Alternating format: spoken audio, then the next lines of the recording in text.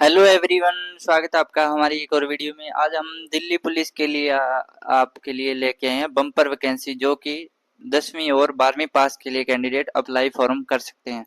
अभी तक आपने चैनल को लाइक एंड सब्सक्राइब नहीं किया है तो कर दें। हम आपको इस वीडियो में बताएंगे कि दिल्ली पुलिस का फॉर्म फिलअप कैसे करना है, स्टेप बाय स्टेप प्रिंट तक। अभी तक आपने चैनल को लाइक एंड सब्सक्राइब नहीं किया है तो कर दें।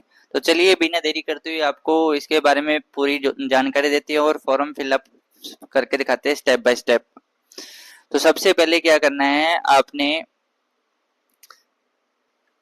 आपने गूगल पर आ जाना है। गूगल पर आने के बाद यहाँ पे सर्च करना है ssc.gov.in।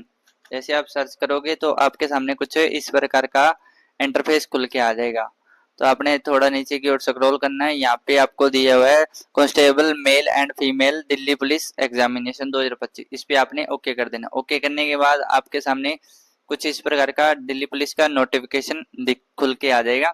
अब ये फॉर्म कब से स्टार्ट हो रहे हैं और इसके लास्ट डेट कब है? 22 सितंबर 2025 ये फॉर्म स्टार्ट हो चुके हैं। 21 अक्टूबर इसकी लास्ट डेट है। और आपको इसके बारे में प्रॉपर जानकारी देते हैं थोड़ा सा, और उसके बाद आपको फॉर्म फिलअप करके दिखाते हैं स्टेप बाय स्टेप। पोस्टों की बात करें तो टोटल 7565 पोस्टें आई हुई है, जो कि बहुत ही अच्छी पोस्टें हैं। उसके बाद नीचे की तरफ आते हैं। इसमें एज लिमिट की बात करें तो 18 से 25 साल तक के कैंडिडेट फॉर्म फिलअप कर सकते हैं, और एक्स्ट्रा एज रिलैक्सेशन कास्ट के अकॉर्डिंग मिल जाता है। SC ST के लिए 5 साल का है, और OBC कैंडिडेट के लिए 3 साल का, और स्पोर्ट्समैन पर्सन के लिए 5 साल का एज रिलैक्सेशन मिल जाता है। और यहाँ पे और भी अदर डिपार्टमेंट के कैंडिडेट को रिलैक्सेशन मिल जाता है। और नीचे की तरफ आते हैं। यहाँ पे क्वालिफिकेशन की बात करें, 10th+2 पास कैंडिडेट क्या है, ये फॉर्म अप्लाई कर सकते हैं। और ये सबसे अच्छी बात है, जो कि 10th+2 कैंडिडेट। और यहाँ पे male candidate must pass valid driving licence और motorcycle and car PT PMT। और इसके लिए आपको क्या है, ड्राइविंग लाइसेंस होना चाहिए जिन कैंडिडेट को ड्राइविंग की पोस्ट के लिए अप्लाई करना है। तो आगे हम चलते हैं, सीधा फॉर्म फिलअप करके दिखाते हैं बिना देरी करते हुए। तो आपने गूगल पर सर्च करना है cg.gov.in, और जैसे सर्च करेंगे पहली साइड पे आ जाना, और हमारे सामने इस प्रकार का इंटरफेस आएगा। तो आपने क्या करना है, लॉगिन और रजिस्टर पर ओके करना है। जैसे हम लॉगिन और रजिस्टर पर ओके करेंगे तो हमारे सामने कुछ इस प्रकार का इंटरफेस खुल के आएगा। अगर आपने पहली बार SSC का फॉर्म भर रहे हो, तो आपने रजिस्ट्रेशन नहीं करवाया हो, तो यहाँ पे रजिस्टर नाउ पे ओके करके रजिस्टर कर सकते हो। तो आपको थोड़ा सा इसके बारे में बेसिक जानकारी दे देता हूँ।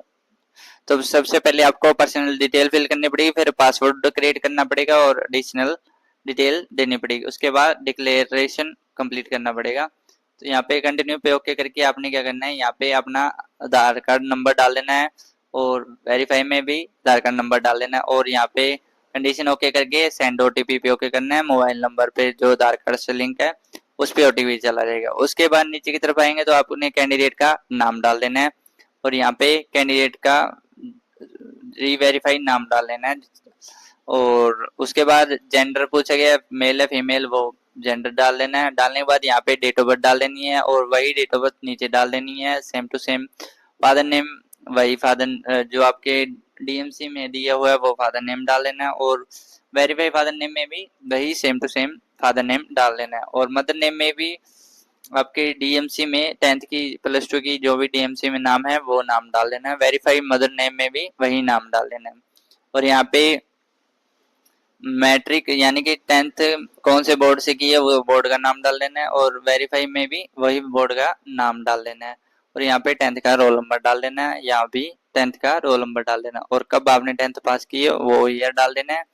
और यहाँ पे भी वही ईयर सेम टू सेम डाल देना है। हाई एजुकेशन क्या है, +2 है, डिप्लोमा है, ग्रेजुएशन है, जो भी है वो यहाँ पे चूज कर लेना है, और यहाँ पे भी सेम टू सेम।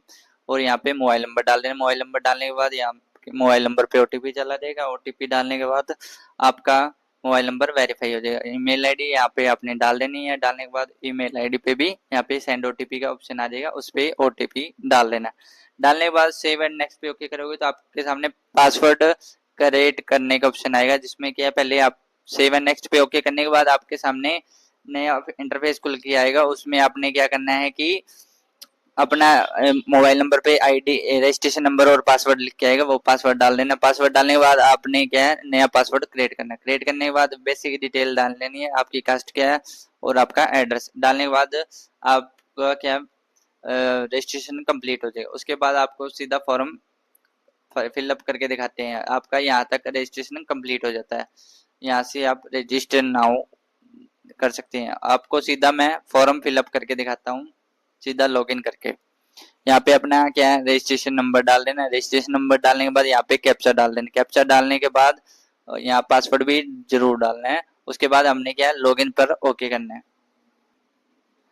लॉगिन पर ओके करने के बाद हमारे सामने कुछ इस प्रकार का इंटरफेस खुल के आएगा। यहाँ पे बेसिक जानकारी दी हुई है और यहाँ पे बेसिक जानकारी पढ़ सकते हो और यहाँ पे सीधा हम अप्लाई कर देते हैं। अप्लाई करने के बाद हमारे सामने कुछ इस प्रकार का इंटरफेस आएगा। तो हमने क्या है यहाँ पे नीचे की तरफ स्क्रॉल करने के बाद फिल फॉर्म पे ओके करना है। फिल फॉर्म पे जैसे ओके करेंगे तो हमारी बेसिक जानकारी यहाँ पे जो हमने रजिस्ट्रेशन किया हुआ है वो सारी डिटेल यहाँ पे शो करने लगे। हमने क्या है नीचे की तरफ स्क्रॉल करने के बाद यहाँ पे नेक्स्ट पे ओके करना। जैसे हम नेक्स्ट पे ओके करेंगे तो हमारे सामने कुछ इस प्रकार का इंटरफेस खुल के आ जाएगा। तो हमने क्या करना है यहाँ पे पहला ऑप्शन आया हाई एजुकेशन, हमारी हाई एजुकेशन क्या है वो यहाँ पे चूज कर लेनी। चूज करने के बाद यहाँ पे भी सेम टू सेम वही एजुकेशन चूज कर लेनी है। उसके बाद नीचे की तरफ स्क्रॉल करना है। यहाँ पे पूछे गया आपने हाई एजुकेशन पास कर दी है या अपीयरिंग यानी कि कर रहे हो भी, और यहाँ पे कब की है। और अगर अपीयरिंग कर रहे हो तो ये ऑप्शन ऑटोमेटिक बंद हो जाएंगे।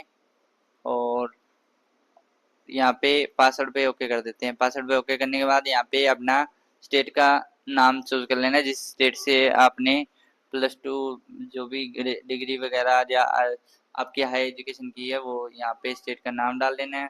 डालने के बाद यहाँ पे कौन सी यूनिवर्सिटी से कर रहे हो वो यूनिवर्सिटी का नाम डाल देना है। यहाँ पे अपना हाई एजुकेशन का रोल नंबर डाल देना है।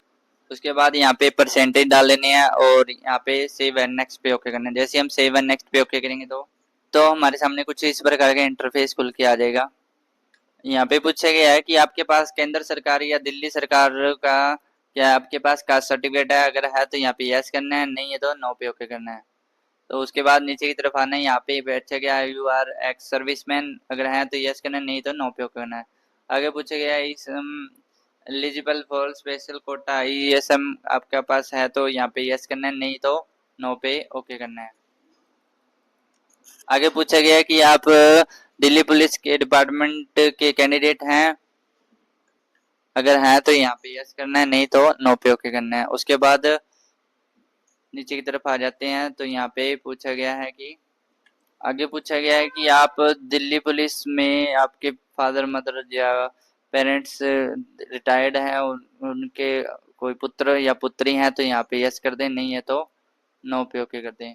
उसके बाद नीचे की तरफ आते हैं तो यहाँ पे 27 में ऑप्शन में पूछा गया कि आपने फॉर्म सबमिट होने से पहले आपने 3 साल पहले कोई 3 साल का यानी कि बैडमिंटन या कोई भी स्पोर्ट्स में भाग लिया तो यहाँ पे यस कर दें। यस करेंगे तो यहाँ पे उसका नाम डाल देना है, नहीं नहीं लिया तो यहाँ पे नो पे ओके कर देना है। ओके करने के बाद यहाँ पे से क्या है कि आपको एज रिलैक्सेशन चाहिए तो यहाँ पे यस कर दें, और यहाँ पे कास्ट पूछेगा तो कास्ट का नाम डाल देना है, ओके कर देना। नहीं चाहिए तो यहाँ पे नो पे ओके करके सेव एंड नेक्स्ट पे ओके करना है। सेव एंड नेक्स्ट पे ओके करने के बाद आगे एग्जाम सेंटर का ऑप्शन खुल के आ जाएंगे।